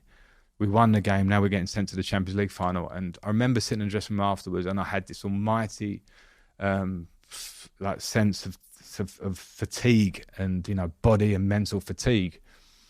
And I went home and I sort of opened a beer and I couldn't even drink it. I went to bed, and it's like everything came out of me then of like a week or two of full blast of this pain. You know, it's this complete pain. And then you lose your best friend and the person that, you know, I've still got a number in my phone and I've still got a couple of voice note things. We were never a big family for videos and stuff, and I wish we were. The only thing I have is my mum's sister is Sandra Redknapp, Harry Redknapp's wife. And every time I speak to Sandra, I hear my mum. They look very similar. They sound very similar. And it's like, in the first period, it was painful. Now it's kind of nice, you know, because that's a memory for me. But you know, it's the feeling of grief, you know, it catches up on me now and again many years later. I think I probably had a year, I was sort of single. I was like probably drinking a little bit. I was playing fantastic football. I had a really good year of football. It was weird. And then I met Christine, and thank God Christine came along around that time, because I was a little bit, you know, not right in that period. So it was a really, obviously, you know, anybody who loses someone so close to them, but she was so big in my life and was such a balance in my life. And then, you know, that sudden thing is just terrible. Did you process that? Because it sounds like, because you had football commitments back to back to back, that there wasn't really an opportunity to like sit and... Yeah.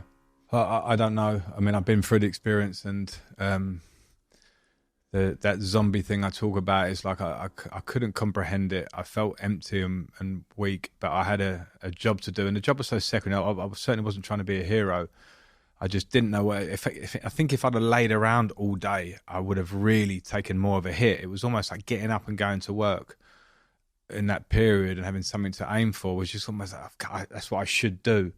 And then I definitely took the hit later on for that. I definitely took a kind of deferred moments of grief, and I talk about them, like I say there. It could be anything that would be a couple of glasses of wine and something said at a dinner table, a moment of someone else, and I feel bad about this, talking about their mother or something, you know, and they're talking glowingly about their mother, and you kind of get hit, you know, or another parent's birthday, like crazy things I've got no right to be upset about, if you know what I mean, but it just hits me, and you kind of, and I, that sort of get on with it, like hard nose, get on with it, son, kind of feel, which has stuck with me. There was the one time I remember being absolutely broken and tested on that, because I had no, and I got some anger as well. I remember having road rage a couple of times. Literally the few days after, I pulled out on my drive, and it was a Chelsea game, so I wasn't playing it because of what had happened, but I was at home and I was driving to go and see my sister or something. Someone sort of drove across me, and I got out of the car and I went for them, and it was a Chelsea fan. He went, "Frank, calm down." I was like, "Yeah, sorry." And I had these moments of anger in a period afterwards, which would just come out of me out of nowhere. And I wouldn't say that they've stuck with me from now, but it definitely changed me as a person. I don't know how to explain it, but it definitely made me have a different take on things and be a bit more, I don't know if ruthless is the word, but more, you know, that thing about kind of like cutting out some people that were in your life that you maybe would have got on with. I just kind of took a little bit more of a direct approach in my life after that, amongst some serious moments of grief within it. You know, it was just, it's a tough time. The only benefit, it sounds really warped. I said this to someone the other day. The only benefit is that now, you know, I don't have to go through that again. That sounds really strange. It was such a tough period for me that the only thing now, and I see, you know, Christine's family are there and other people around me have friends and family, and I miss my mum so much, like every day. And as time goes by, of course, things balance out.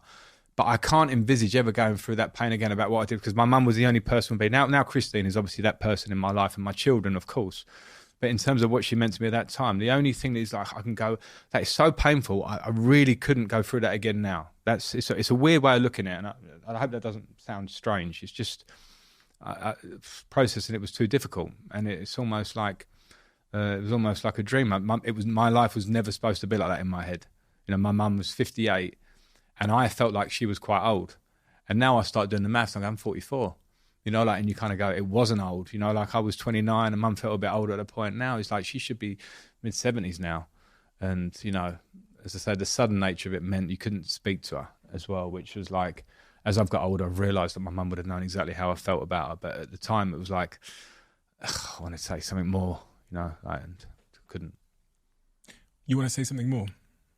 Just like, thank you. Do you know what I mean? Like, thanks to... for being the balance, for being the one who, you know, in those tough moments when my dad was being harsh or something there, for being the one that would, when I was crying in the bath after a game and coming and knocking on the door, it's like for making me food, you know, like things that a great mother does. She just was that, you know. My mum was there to sort of, it might sound old school now, but she was a hairdresser by trade who then became a housewife and a mother. And, you know, for everything that was gone on in my family life, and lots of things have, she was always the one that was like the real stand-up one. I look back now, I understand it even more, that she had the ethics and everything about her.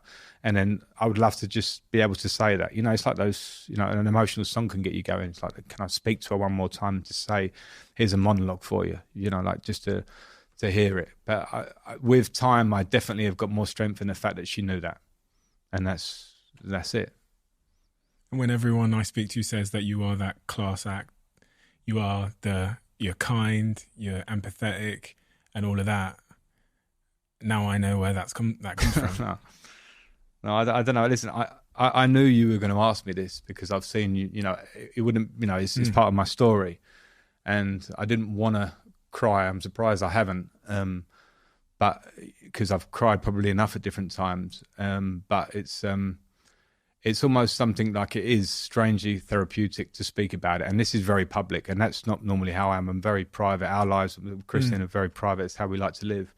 And sometimes when those moments where I say the really grief-stricken moments over a glass of wine, I kind of feel better after them, because that's probably what I held in when I was like hitting that penalty and people giving you huge play. I remember when you scored that penalty when your mum had just died, as if it was like a hero moment. It wasn't. It was me just kind of going, I've got to try and do this and do my job. And then these moments now sometimes are quite therapeutic, if I'm honest, but it's, you know, especially for other people that have gone through that and much worse. You know, a lot of worse things can happen in different ways.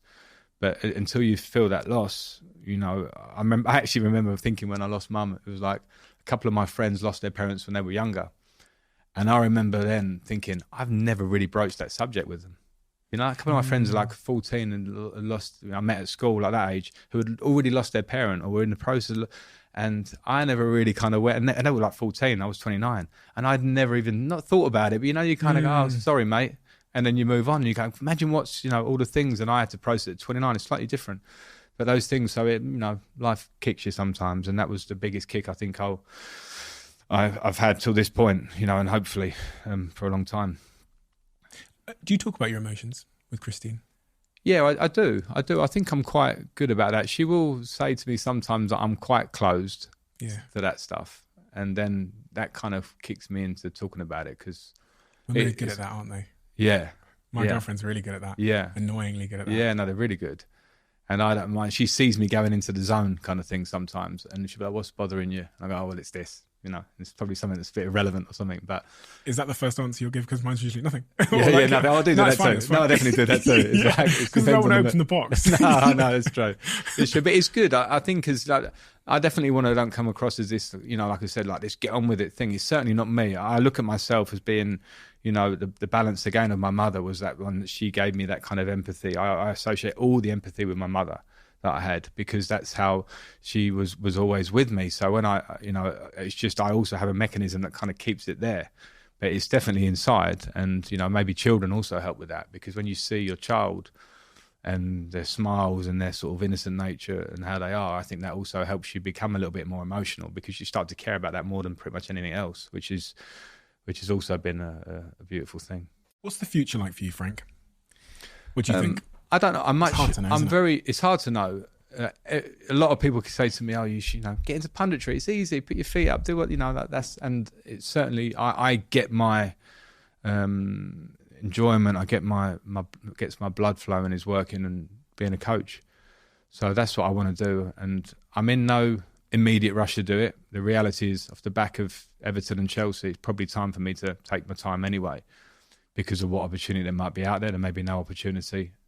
There may be something that comes up that I want to look at and say, does that work for me on all purposes? Because I get your point with the Chelsea one. It's like, did you really need to take that? And the jobs I've taken have been quite challenging. And a lot are. I'm not saying I'm going to be given this, like, here you go, this is going to be great. So I would try and choose well without sounding too picky, because, I will want to work. And in the meantime, do the things that make me happy, which is being around my family. I like to travel. It's like the one thing that I really like to spend my money on. But, it's when I travel, I want to go better than home. Mm-hmm. and if I don't go better than home, I'll stay at home. And I've got a nice house. So, so we love that. So I'll, use the time to travel a bit, be with the family and my children, spend more time. My elder daughters are doing A-levels and GCSEs now, and be around that. And that's nice. And sometimes, I think that's good for me, because I am so driven. It's like, I feel like I should work. And actually, sometimes you go, actually, I'm 45 and I've done all right in my life. Maybe I don't need to work. And that's not a bad place to be. I'm fortunate. I have gratitude for that. So at the moment, it's the gratitude of that, enjoy it, and then try and work again. And what will be your sort of decision-making framework when people call and they say, what about this job, or what about this? How would you decide whether it's worth taking the... Well, it's hard to say, but from my experience, I would want to make sure, I would want to have conversations to find out what the job is. And I can't sit here, feel this way and talk to you about being aligned, and they need to feel the way that, I'll be the coach and they're going to do this and work together, and probably take another job where it doesn't feel aligned. I shouldn't do that. So I'd want to have a conversation and be like, what can I do for you? I have to sell myself, clearly, that's the point. But how will it work together, and maybe get something that feels a bit like, and I don't mind, I will work, in the UK, anywhere. I would travel if an opportunity came up. I would certainly prioritize a bit of family to make sure that it's something that works for my family, ideally. So I don't know about that one. Everyone seems to be going there. They do. I mean, I would prefer to stay in the UK for sure. And I don't mind. I went and lived in Everton for a year, lived in Derby for a year. I miss my family a lot, but you have to, make those big decisions. We're fortunate in ways. But I'll see what comes up. It's hard to call before it comes. If we sit here in 10 years' time and this next sort of 10 years, this next decade has been a success, what does that look like? What would have had to have happened for it to have been a success this next decade? Well, 55-year-old Frank and me. 55. Well, I'm here, so that's good. At 55, I think my, obviously the family to be well and healthy. You understand that more when you hit. For me, it was hitting probably 40, health and understanding. Maybe you check yourself more on those things and lifestyle, and then to be hopefully have managed and had success coaching. That's what I want to do. I can't see what that looks like, but I would love to be able to show myself consistently in a job, what I can do. I haven't had that opportunity yet, for whether that was me or whatever the circumstances have been, but to do that. So I'm very determined to do it. I'm good like that. I'm determined, and I like to work. Like, anyone who knows me will know that. Like, regardless of what my career has been, if you put it in front of me, I'll tackle it head on. And then, I'm always trying to improve. So hopefully in 10 years I can show you that. There's got to be a part of you that wants to go back to Chelsea someday. Knowing, if I know you the way I know you, there's got to be a part of you inside you that's like, you know, one day I'll go back. It's funny, you know, like you talk about, should you have taken that job? I reckon if you'd have asked me that before going back, I might have said no, as in, not like I don't want to go back to Chelsea, but I would have certainly seen myself, no, like that's chapter's done as a coach. But now I've been back, I would think about it even more. And it's strange. And I think, you know, the fact that the ownership has changed at Chelsea and it's gone in a different direction, I think it can be a really positive thing for the club. I think people might not see that now, but I think it really can. But obviously I have a lot to do to be part of that ever. But like I don't, you have to make a clear decision. When I played 13 years for Chelsea, I said I'd never play anywhere else. I ended up playing at Man City. Some people criticise me for that. It's fine. I didn't expect it, but Man City was an amazing experience. I went to New York City. It was an amazing experience. When you become a manager, you can't say, I'm going to be Chelsea manager, I'm going to be this. You have to take the journey, because those are the rules for all of us. You know, you can be, you know, a success for a moment at Everton, and everyone goes, well done, you stayed up, and then the next job, what is it?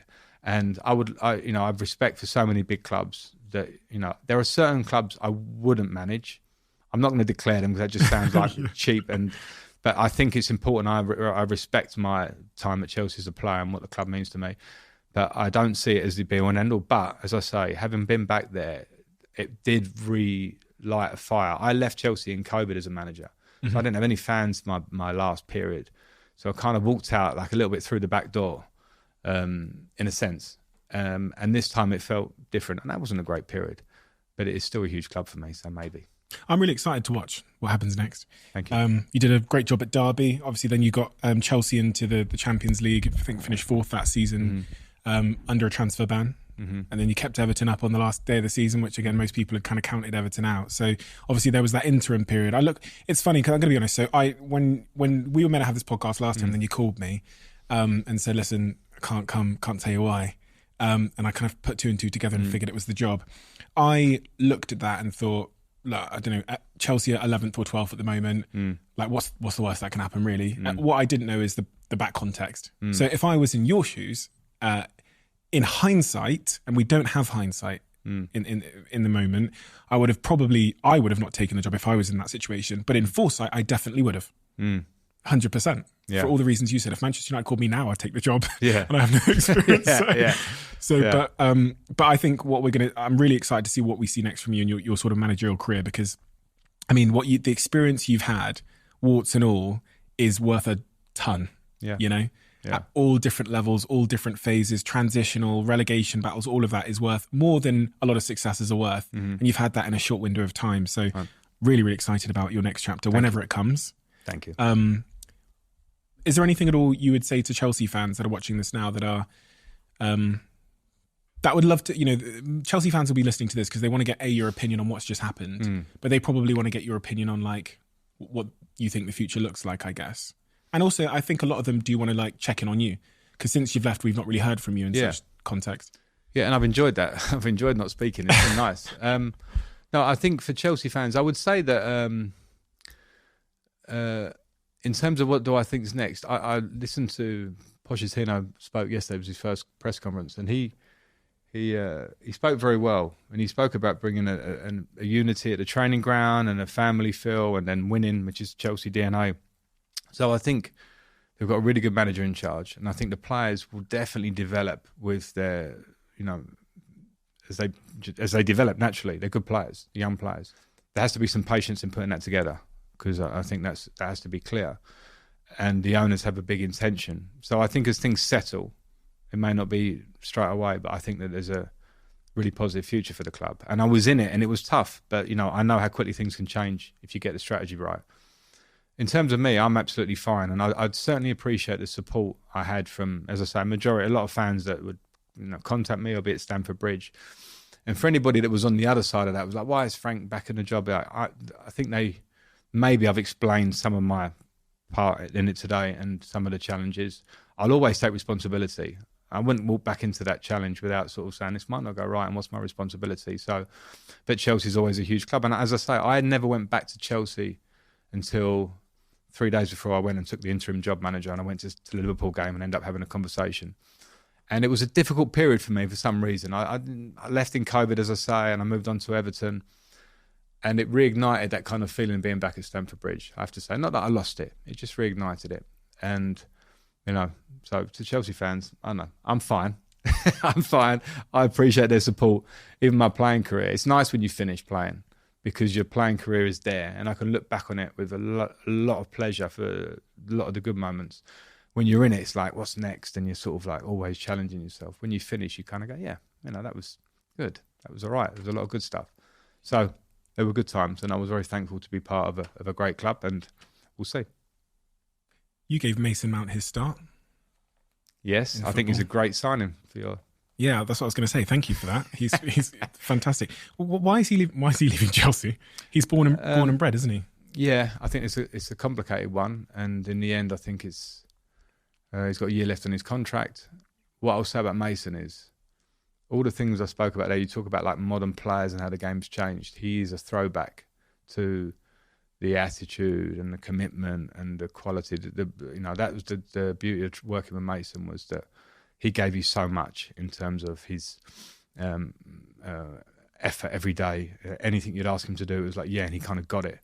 And I think any great player has to have that kind of intelligence and that desire about them. You know, like, what do you need me to do? Yeah, I've got it, and I'll do it. I'll repeat it, and also quality. So in terms of what he'll bring to Manchester United, it won't just be what Mason brings. He will bring loads of talent, but he's just going to go and levels around. Really, he's a bar raiser. I think so. And don't get me wrong, the bar raisers already there with Bruno Fernandes, Rashford. Casemiro, yeah. But he will Casemiro.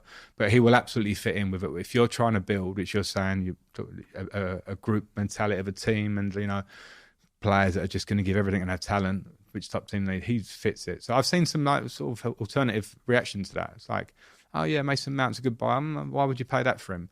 Mason Mount is going to be a fantastic player there, my opinion. It's really nice to know, because actually I was a bit on the fence in regards of don't really know the character of the man, but I have heard from inside Old Trafford that Eric Ten Hag is really ultra focused on exactly what you said above everything else. He's focused on that like core values, so Casemiro, Bruno, etc., etc. And so it's nice to know that Mason is he is a bar raiser. Yeah. Why is he leaving? Do you know? Seeking a different challenge, or is it? No, I don't think so. I think probably Mason would have envisaged 2 years ago that he'd stay at Chelsea for a lot of his career. I just think circumstances, his contract situation. I know he's got a big love for Chelsea. But also in the modern day, you know, I think more than even in my day, players do move, and I don't think, you know, for the challenge of moving, now it's come to that. For Mason personally, is a good challenge for him. I would have liked to see him stay at Chelsea, because I think he would have been central to it, but it didn't happen. We have a closing tradition on this podcast where the last guest leaves a question for the next guest, and I have to say this is the longest question that has ever been left for anyone else. Okay. It's quite abstract as well, so we're both going to have to kind of figure this one out. But the question is, you're going to be surprised by this. When broken down to its roots or origin, the word enthusiasm begins with N, theos, which means with God. For people who have not identified something which they are truly passionate about pursuing, can you suggest a way to cultivate that enthusiasm? That is a bizarre goodness me. So I think the real question here is just in this line here, which is for people who haven't identified something which they are truly passionate about pursuing, how do they go about that? Wow. Thanks for that one. Yeah, it's a stitch up, isn't it? I don't know. This is a good point, actually, because my daughter's now, my eldest daughter is getting her A-level results this summer. Is talking about uni, but she doesn't really know what she wants to do. And I actually felt not bad. I went to school, obviously, but my pathway, you know, looking back, was like, fortunately, was that. I didn't have to think about much else. And so I haven't got any big answers for it. And also, like, from a modern woman, you know, where is the pathway? What does she want to do? I asked her that question and she's not sure, which is completely understandable. So for me, I think for her, if we're flipping it there, it's maybe whether it's a passion or not. But my thing, and it probably goes back to my roots, is the work ethic thing is what I say to her, is to get out there and get in the workplace and meet people. Because I think in the modern world, with my daughters are so engrossed in social media, they have a lot of answers about life, you know, a lot of answers. And I'm like, okay, I don't agree with that one, but I'll let that one go. I don't agree with that. And then I start to feel like a dinosaur. But I do think that they kind of get caught up in that and all the answers are there. And I go, okay, what are you going to do then? And they go, I don't know. And you kind of go, okay, well, fine. You've got all this information. It's the modern world. But what are you going to do? Oh, go out and get a weekend job if you're going to go to uni. Go out and experience what the real world is like rather than this alternative world that you're slightly looking at. And then I think something might ignite it. So that was my, and again, that's probably as deep as I could go because I don't care where it is. You could be in the coffee shops, you could be in this shop or that shop or whatever. But this is my daughter's story, obviously. So it was more about getting out and meeting people. And I guess probably, and to bring that question back to me, myself going out of my comfort zone and leaving Chelsea to go to Manchester City and then live in New York for 2 years ignited a million things in me. And none of them were like big hobbies or something like that. It was just like, wow, there's a different world, a different culture. People who approach things with positivity and energy that I've never seen in England. And it changed my approach. So maybe my answer would be come out of your comfort zone and do something which is different. I was fortunate to do it. I worked there, but I was living in probably what for me is possibly the best city in the world. And it changed me as a person. So maybe, to get the passion, try something, take yourself out of the comfort zone, and it might just appear for you. Makes perfect sense. And I think, exactly what I heard there is that often when we're too within familiarity, we're not going to get the inspiration of what might be our passion if we're searching for it. But going to a New York or just getting out into the world and having experiences can lead us there. Yeah. Frank, thank you so much for your time today. And thank you for doing this. Because I want to say, like, you are a man of your word. No. Because we were going to do this last time and you could have easily not done it, but you messaged me and said, I want to get that back on because I said I would. And again, that's just another example of you just being a class act. The whole process of you cancelling last time because you got the Chelsea job and then coming back, you've just been an absolute class act. Thank you. You're a man where no one can question your integrity and your principles.